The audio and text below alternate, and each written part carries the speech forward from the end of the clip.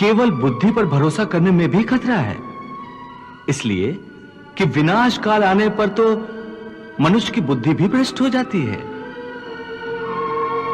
अर्थात जब विपरीत समय आता है तो मनुष्य की अपनी बुद्धि ही उसे गलत रास्ते पर ले जाती है। हे मधुसूदन, मनुष्य न तो अपने मन की इच्छा अनुसार कर्म करे, न ही बुद्धि की सलाह माने, तो फिर मनुष्य बेचारा करे तो क्या करे? ऐसी स्थिति में अपनी प्रवृत्ति के विरुद्ध कोई कैसे जीवन व्यतीत करेगा? हे मधुसूदन, मुक्ति और मोक्ष का रास्ता अपनाने के लिए कोई मनुष्य अपनी प्रवृत्ति को कैसे बदल सकता है? इसका कोई तरीका मुझे बताओ। प्रवृत्ति को बदलने से पहले यह जान लेना आवश्यक है कि प्रवृत्ति कैसे बनती है। हे पार्थ, जो कर्मयोगी होते हैं वो आसक्ति छोड़कर कर्म की सफलता और विफलता में समबुद्धि से काम लेकर योग द्वारा परमात्मा पर आस्था रखकर कर्म करते हैं। इसे ही समत्व योगा कहते हैं। हे पार्थ, ईश्वर को समर्पण करने की भावना से किया हुआ कर्म फल प्राप्ति की कामना से किए हुए कर्म से कई गुना अधिक श्रेष्ठ है। ज्ञानी पुरुष कर्म फल की आशा किए बिना समबुद्धि योग द्वारा कर्म करते हैं और पाप पुण्य आदि भावनाओं से मुक्ति पाते हैं। पार्थ, तुम भी ऐसी भावनाओं से मुक्त हो जाओगे जब तुम समबुद्धि कर्म का आचरण करोगे। योगस्था कुरु कर्माणि संगम त्यक्त्वा धनंजय सिद्धि असिद्ध्यो समो भूत्वा समत्वम योग उच्यते। पार्थ, एक बात ध्यान में रखो, फल की वासना से फल पर ही दृष्टि रखकर कर्म करने वाला सकाम मनुष्य उत्तम कर्म करने पर भी कर्मयोगी नहीं हो सकता।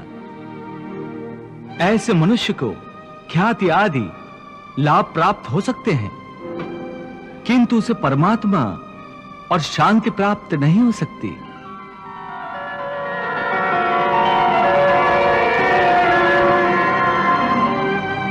हे केशव, मनुष्य को पाप पुण्य दोनों बंधन कारक है। दोनों से भला बुरा प्रारब्ध बनता है। प्रायश्चित द्वारा पाप से मनुष्य मुक्त हो सकता है, परंतु पुण्य से वो मुक्त कैसे होगा? हे अर्जुन, पाप पुण्य, सुख दुख, यश अपयश आदि भावनाएं साधारण मनुष्य के लिए हैं, परंतु जो कर्मयोगी होते हैं वो इन भावनाओं से मुक्त होते हैं, आलिप्त होते हैं। कर्मयोगी अपनी अंतरात्मा की आवाज को परमात्मा का आदेश मानकर आचरण करते हैं। इसमें कहां आती है पाप पुण्य की भावना? हे पार्थ, यदि तुम मोह के अधीन हो गए हो तो निष्काम कर्मयोग कैसे अपनाओगे? तुम्हारी बुद्धि पर जो मोह के अंधकार का पटल छा गया है उसे ज्ञान के प्रकाश से हटा दो और अपनी बुद्धि को मोह के दलदल से बाहर निकालो। हे पार्थ, यदा ते मोह कलिलम बुद्धिर्व्यतितरिष्यति तदा गन्तासि निर्वेदम श्रोतव्यस्य श्रुतस्य च। हे पार्थ, मोह बुद्धि का अज्ञान होता है और इसी अज्ञान के कारण मनुष्य भौतिक आकर्षण में फंस जाता है। वो जानता नहीं कि देह तथा समस्त भोग नश्वर है, मिथ्या है। जब मनुष्य सत और असत अथवा नित्य और अनित्य का भेद जान जाता है तब वो निरासक्त हो जाता है। उसे किसी भी चीज का आकर्षण नहीं रह जाता। इसका दूसरा अर्थ है मोह का त्याग करना तथा मोह का लोप होने पर मनुष्य किसी भी प्रकार से किसी भी वस्तु की ओर आकर्षित नहीं होता। हे पार्थ, यथार्थ ज्ञान की प्राप्ति होने के बाद मोह का त्याग होता है, आत्मिक योग बल में वृद्धि हो जाती है। योग बल के कारण मन स्थिर हो जाता है।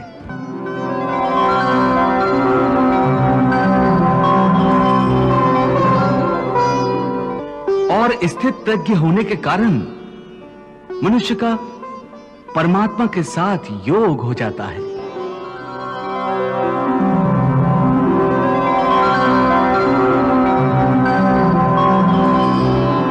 पार्थ, तुम भी आत्मिक योग बल द्वारा अपनी अंतरात्मा में झांक कर परमात्मा को देखने का प्रयास करो। समबुद्धि कर्मयोग का आचरण करो और स्थित प्रज्ञ बन जाओ। हे मधुसूदन, ये स्थित प्रज्ञ क्या होता है, इसे समझाओ। पार्थ, दुख भोगते हुए भी जिसके मन में उद्वेग नहीं होता और न ही जो सुख की लालसा रखता है, तथा जिसके हृदय में क्रोध, मोह, भय आदि विकारों के लिए कोई स्थान नहीं होता, वो मनुष्य स्थित प्रज्ञ है।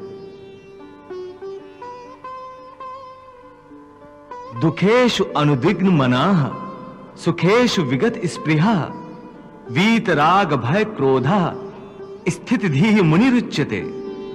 हे पार्थ, स्थित प्रज्ञ महापुरुष सुख दुख प्रत्येक अवस्था में आत्मिक शांति प्राप्त कर लेता है। परम आनंद में लीन होने से ऐसे मनुष्य को दुख और सुख कभी विचलित नहीं करते। ऐसे स्थित प्रज्ञ मनुष्य का मन उस दिए की भांति होता है जिसकी लौ स्थिर होती है, कभी डोलती नहीं।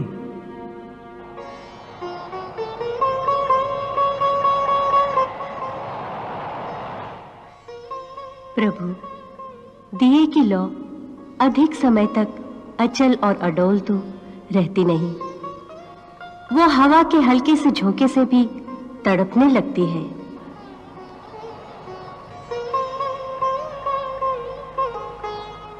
हाँ देवी पार्वती, प्रभु श्री कृष्ण यही तो समझा रहे हैं कि मनुष्य का मन कामनाओं की आंधी में रखे हुए एक दीपक की तरह होता है। कामनाओं के तेज झोंके उस दिए की बाती को स्थिर नहीं रहने देते। प्रभु ये उपदेश दे रहे हैं कि मन को स्थिर रखने के लिए मन की कामनाओं को लगाम देना चाहिए। यदि कामना को लगाम न दी जाए तो एक कामना से दूसरी, फिर दूसरी से तीसरी कामना जन्म लेती रहती है और यह सिलसिला कभी खत्म नहीं होता। जैसे जब किसी व्यक्ति के पास घर न हो तो वो मनुष्य एक झोपड़ा की कामना करता है।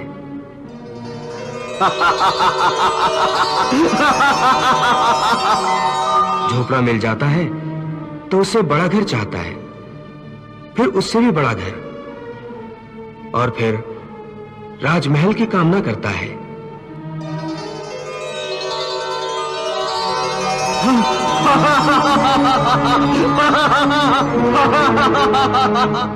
उसकी एक ही कामना असीम रूप लेकर बढ़ती रहती है। तो फिर मनुष्य इन कामनाओं को कैसे लगाम दे सकता है? इसका सही और सरल उपाय यह है कि मनुष्य मन में संतोष पैदा करे। जहां जिस अवस्था में जिस क्षण में उसे संतोष प्राप्त हो जाए, वहीं उसी क्षण में प्राणी सुखी और शांत हो जाएगा। हे कृष्ण, तुम कहते हो कि स्थित प्रज्ञ बनने के लिए मन के दिए की ज्योत को स्थिर रखो, अर्थात मन को इधर उधर डोलने न दो। इसका अर्थ यह हुआ कि कर्म करते समय मन की जगह बुद्धि की बात मानो, मन को बुद्धि के अधीन रखो, यही ना? नहीं अर्जुन, केवल बुद्धि पर भरोसा करने में भी खतरा है, इसलिए कि विनाश काल आने पर तो मनुष्य की बुद्धि भी भ्रष्ट हो जाती है। अर्थात जब विपरीत समय आता है तो मनुष्य की अपनी बुद्धि ही उसे गलत रास्ते पर ले जाती है। हे मधुसूदन, मनुष्य न तो अपने मन की इच्छा अनुसार कर्म करे, न ही बुद्धि की सलाह माने, तो फिर मनुष्य बेचारा करे तो क्या करे? ऐसी स्थिति में अपनी प्रवृत्ति के विरुद्ध कोई कैसे जीवन व्यतीत करेगा? हे मधुसूदन, मुक्ति और मोक्ष का रास्ता अपनाने के लिए कोई मनुष्य अपनी प्रवृत्ति को कैसे बदल सकता है? इसका कोई तरीका मुझे बताओ। प्रवृत्ति को बदलने से पहले यह जान लेना आवश्यक है कि प्रवृत्ति कैसे बनती है। हे अर्जुन, मनुष्य जन्म से ही अपने साथ सत्व, रज और तम 3 गुणों को लेकर पैदा होता है।